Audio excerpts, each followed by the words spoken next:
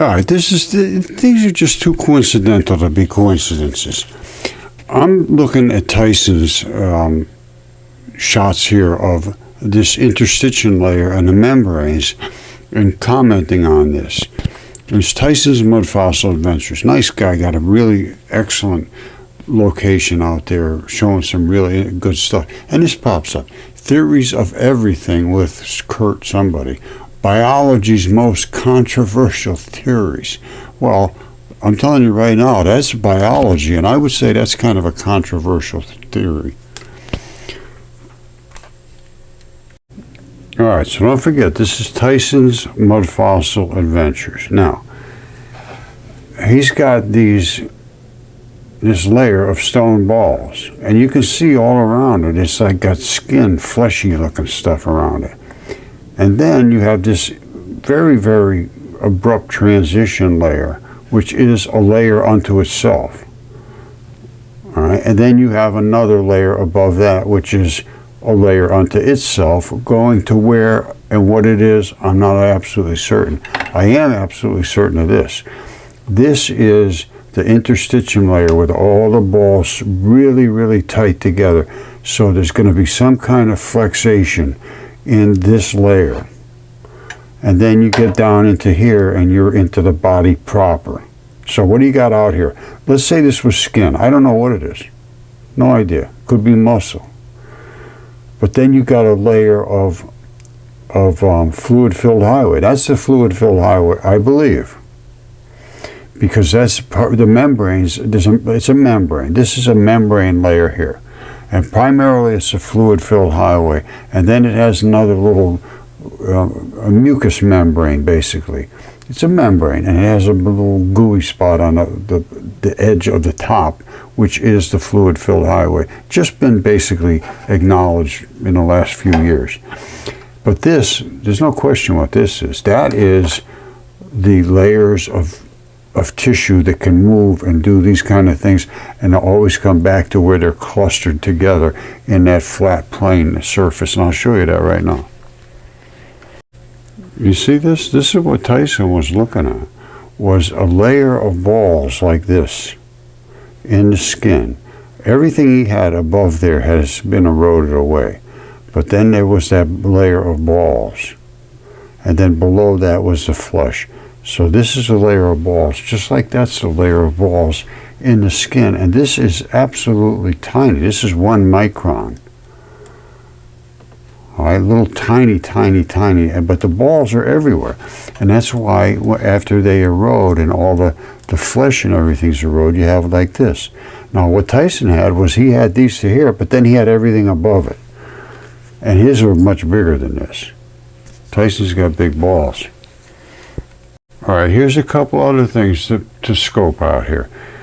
This is why Tyson's got such big balls, because he's got big membranes too. You see that? That's a membrane. That's what's called a bilipid phospholipid membrane. 2 layers. Bi means 2. 6 feet or more between these 2 layers. You see the little outlines here? You see all these little outlines around all the little balls? This had goo that was around here. It's called, well, don't forget that. It's a goo that layers everything. And it can flip around and flop and do this, but the goo keeps what's called a tight junction. It keeps the junctions together, and it fills all these cracks right in together, and it really just holds it tight, so you can't get through. That's what all these little outlines are for. The only place you can get through is these. These are called protein channels. Now, let me show you what biologically that looks like right here. You see these? This is what we're just looking at. This is what they are right here. These are the channels. You see that little thing right there? That's one of these jobbers. And all the, it's got all. It is what it is. It's a membrane from some gigantic creature, and that's why Tyson has such big balls. You got to have stuff to go with the other stuff, and he's got the stuff to go with the other stuff. Now, this is down in Oregon. It's on the coast of the United States. This is up in Alaska. Same balls. Only here, they just get unfrozen. They still have a lot of good biology in them, and they're growing moss everywhere. You see how many balls are there? Everywhere. They're everywhere. Everywhere, everywhere, everywhere. And every one of them has that moss on it, which intrigues me like crazy, because somehow the blood must have the moss built into it. The meat of these tendon balls, because every single one of them has it. That's just not natural. Now here's the other thing. Your site has been updated. Well, I don't know what my site being updated means, but anyway, the ones that I showed you in that green mossy ones, they just got thawed out. So they still, just like they took them out of your freezer and you threw them, they would start to do whatever they do. And in this case, they grow real green things on them because they have a lot of bloody matrix still wrapped around those balls. You see, these ones here were all dried out and turned into just, after they ate all the edible stuff, there was just a little stone core left.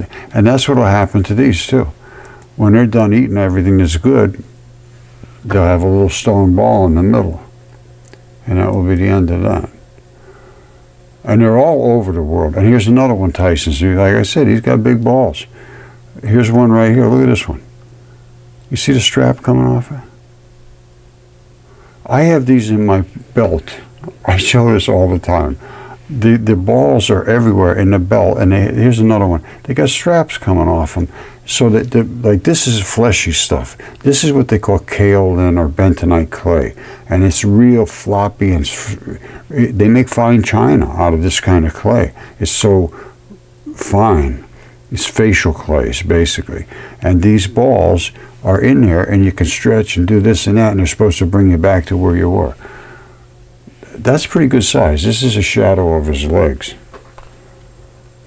All right, this is what I want you to look at carefully. You see these little things with the little dark spots here and there all over them? Seem to be running down, these little fibrils. You see them? Dark spot, right at the end, right at the tips. Why is that? Why would you think that's going on? Now, first of all, look at this carefully. Now, up in the microscope, I have something here. I have the lights turned down way, way, way, way, way low. So what are we seeing? Remember where these little white dots are. And this sort of coloration here. Now, I'm going to turn the lights up a little bit so we can see what we're looking at, which is leather. This is my world famous belt. All right, now, what we're looking at there is not a whole lot different than what we were looking at before. Now, I'm going to see if I can find some other patterns that are, hold on.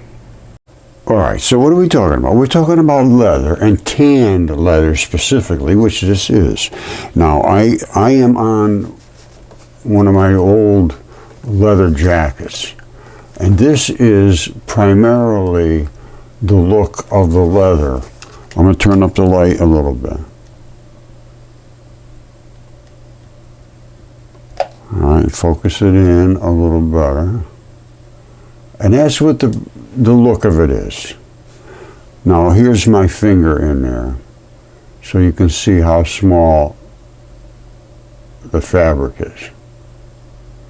Now I have, the crazy thing is, on this particular jacket, it's using all kinds of different skin. Well, different areas of the skin. You see that one there? Now, on the edge of my pocket, I'm going to move over to the edge of my pocket, which is right here. Look at the size of those. You see where my hand goes in the pocket right there?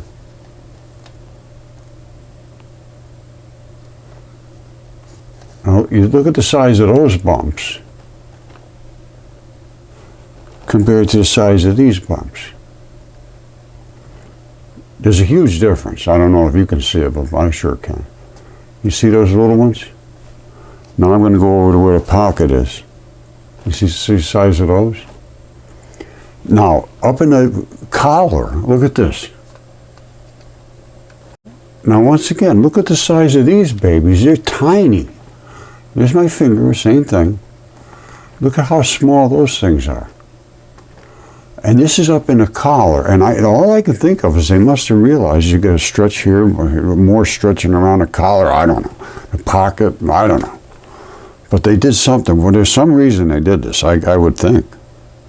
All right, look at this. Doesn't this look like rocks and stuff? I mean, that looks like the landscape. That is the collar of my old leather jacket. Now watch this. There's going to be a seam like this. I'm going to cross the seam, and right at the point where it touches your neck, they change over to this very, very fine leather. If I can get it there. Oh, I got to lift it up. Okay, here we go. Watch, over the top, and then we get into this. Look, see it's sewed right there? You see it's sewed? Now we're into this. Why they changed, there must be a reason. You see that? How big that is? And then right at this seam, they changed into this kind of leather, which is a really tough little strappy stuff. And that is right at the seam where your neck hits the collar. They must have known what they were doing, I guess.